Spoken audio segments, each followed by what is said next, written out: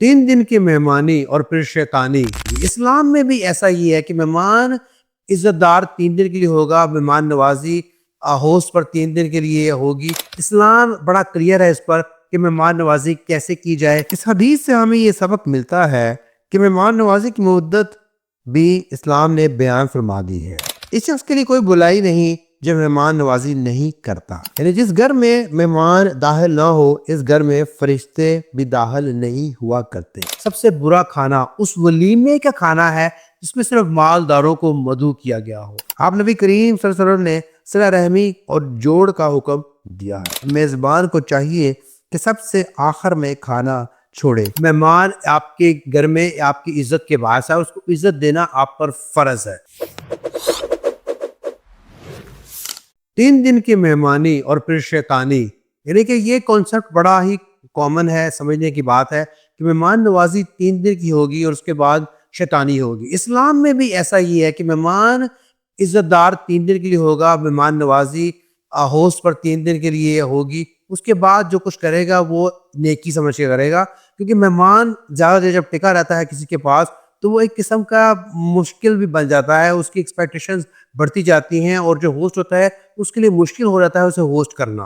اسلام بڑا کلیئر ہے اس پر کہ مہمان نوازی کیسے کی جائے، کتنا عرصہ کیا جائے، اور اس کے بعد اوبیسلی جو ہوسٹ ہے اس کو تو اجر ملے گا، لیکن مہمان کو سمجھنے کی ضرورت ہے کہ وہ کسی پر بوجھ نہ بنے۔ اس حدیث سے ہمیں یہ سبق ملتا ہے کہ مہمان نوازی کی مدت بھی اسلام نے بیان فرما دی ہے۔ مختلف احادیث میں نبی کریم صلی اللہ علیہ وسلم نے مہمان نوازی کی تعلیم اور اس کی فضیلت امت کو سکھائی، اور یہاں تک فرمایا کہ لا خیر لمن لا یضیف، اس شخص کے لیے کوئی برائی نہیں جو مہمان نوازی نہیں کرتا۔ ایک اور حدیث میں فرمایا گیا ہے، یعنی جس گھر میں مہمان داخل نہ ہو اس گھر میں فرشتے بھی داخل نہیں ہوا کرتے۔ لیکن مہمان کے لیے اتنے زیادہ تکلفات بھی نہیں کرنے چاہیے کہ طبیعت پر گراں گزرے۔ اس لیے آپ نبی کریم صلی اللہ علیہ وسلم نے فرمایا کہ مہمان کے لیے تکلف نہ کرو، کہ تکلف کی وجہ سے تم مہمان کو برا جانو گے، اور جو مہمان کو برا جانتا ہے وہ اللہ کو برا جانتا ہے اور اللہ اسے برا جانتا ہے۔ امام غزالی رحمۃ اللہ علیہ نے اپنی کتاب احیاء العلوم میں تعلیمات اسلامی کی روشنی میں مہمان نوازی کے چند ایسے آداب بیان فرمائے جن کو مد نظر رکھنے کی وجہ سے انسان کو دنیا کی راحت بھی میسر ہو سکتی ہے اور آخرت میں ثواب بھی۔ فرماتے ہیں آداب و ضیافت اور مہمان نوازی میں پہلا ادب یہ ہے کہ متقی اور پرہیزگار لوگوں کی دعوت کی جائے، اس لیے کہ رسول اللہ صلی اللہ علیہ وسلم نے بھی یہ فرمایا ہے، یہاں تک کہ جب ایک صحابی کی دعوت میں شریک ہوئے تو آپ نے ان کے لیے دعا مانگی کہ اللہ کرے کہ تیرا کھانا متقی اور پرہیزگار لوگ کھائیں۔ ایک اور جگہ ارشاد نبوی صلی اللہ علیہ وسلم ہے، فرمایا کہ سوائے متقی کے کسی کا کھانا مت کھانا، اور نہ متقی کے علاوہ تمہارا کھانا کوئی کھائے۔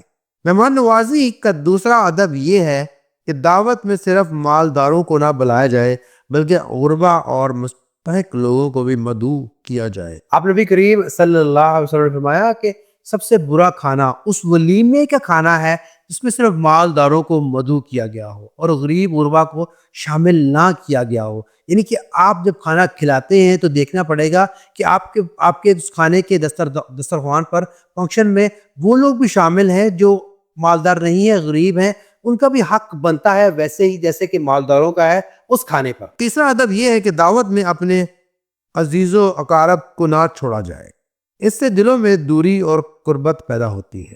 آپ نبی کریم صلی اللہ علیہ وسلم نے صلہ رحمی اور جوڑ کا حکم دیا ہے۔ مہمان نوازی کے بارے میں چوتھا ادب یہ ہے کہ دعوت سے مقصود فخر اور ریا نہ ہو بلکہ اپنے عزیز و اقارب اور اپنے دوستوں اور بھائیوں کے دلوں میں محبت پیدا کرنے کے لیے کی جا رہی ہو۔ اور پانچواں ادب یہ ہے کہ ایسے شخص کی دعوت نہ کرے جس کے بارے میں معلوم ہو کہ اس کے آنے پر دشواری ہوگی، اور جب وہ آئے گا تو حاضرین میں سے لوگ اس سے تکلیف میں آ جائیں گے۔ چھٹا ادب یہ ہے کہ دعوت اس شخص کی کرے جس کا دعوت قبول کرنا آپ کے لیے خوشی کا باعث ہو۔ حسفیان رحمۃ اللہ علیہ فرماتے ہیں کہ اگر کوئی شخص کسی کو دعوت دیتا ہے اور دل میں یہ خواہش رکھتا ہو کہ یہ دعوت قبول ہی نہ کرے، تو ایسی دعوت دینا بھی گناہ ہے۔ بہتر ہے کہ وہ ایسی دعوت نہ دے اور نہ اس گناہ میں مبتلا ہو۔ جب مہمان آ جائے تو اس کی تعظیم کے لیے بھی چند آداب ہیں جو اسلام نے سکھائے ہیں۔ پہلا یہ کہ جب مہمان پہنچ جائے تو کھانا اس کو جلد پیش کر دیا جائے۔ دوسرا یہ کہ کھانوں کی ترتیب بھی ہونی چاہیے کہ کون سا کھانا پہلے اور کون سا بعد میں اس کو پیش کیا جائے۔ تیسرا یہ کہ کھانا اس طرح پیش کیا جائے کہ تمام مہمان اس سے لطف اندوز ہوں۔ عمومی دعوت میں کسی کے سامنے خاص رکھنا اور کسی کے سامنے عام رکھنا یہ بالکل اچھا نہیں ہے۔ چوتھا یہ کہ اگر مختلف اقسام کے کھانے تیار کیے گئے ہوں تو پہلے سب سے زیادہ لذیذ کھانا پیش کیا جائے اور اس کے بعد اسے کم لذیذ پیش کیا جائے۔ پانچواں ادب یہ ہے کہ میزبان کو چاہیے کہ سب سے آخر میں کھانا چھوڑے تاکہ مہمان اس کے ساتھ کھاتا رہے کھانا جب تک وہ کھانا چاہے، اور جب مہمان کھانا کھانے سے فارغ ہو جائے تو میزبان کے لیے سنت طریقہ یہ ہے کہ اس کو مکان کے دروازے تک ساتھ لے کر چلے۔ اپنے نبی کریم صلی اللہ علیہ وسلم نے فرمایا کہ مہمان کی پاسداری یہ ہے کہ جب مہمان گھر سے جائے تو مہمان کے ساتھ دروازے تک ہمراہ واک کر کے جایا جائے، اس کو رخصت کیا جائے، کیونکہ مہمان آپ کے گھر میں آپ کی عزت کے باعث ہے، اس کو عزت دینا آپ پر فرض ہے۔